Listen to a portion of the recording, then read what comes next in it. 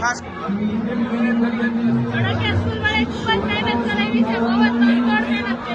વર્ષ દરમિયાન કેવી મહેનત કરો? કેટલા પર્સેન્ટ?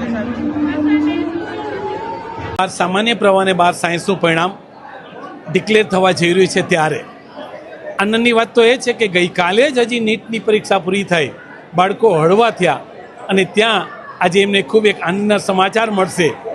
અને એ પરિણામની જ્યારે વાત છે ત્યારે દર વર્ષે ધોળકિયા સ્કૂલ એમ કહો તો ચાલશે, ઘણા બધા વર્ષો થયા ગુજરાત લેવલે શ્રેષ્ઠ પરિણામ એનું હોય છે.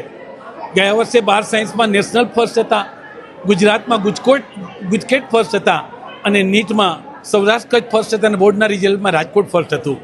સેમ 12 કોમર્સમાં 10માંથી 9 અમારા બોર્ડ ફર્સ્ટ એટલે કે 99.99 હતા અને 10થમાં રાજકોટમાં 4 99.99 હતા અને 4 ધોળકિયાના હતા. એમ કહો તો ચાલશે. મારે એટલા માટે રિપીટ કરવું પડ્યું છે કે ધોળકિયા સ્કૂલ દરેક વખતે એનો રેકોર્ડ તોડે છે. હજુ મને અમારું એક સ્કૂલનું પરિણામ ડિક્લેર થયું અને હજુ એમાંથી 4 વ્યક્તિ એવા મળ્યા કે જેને 99.99. ધોળકિયા સ્કૂલની તો હજી એક જ સ્કૂલનું પરિણામ મારી પાસે આવ્યું છે.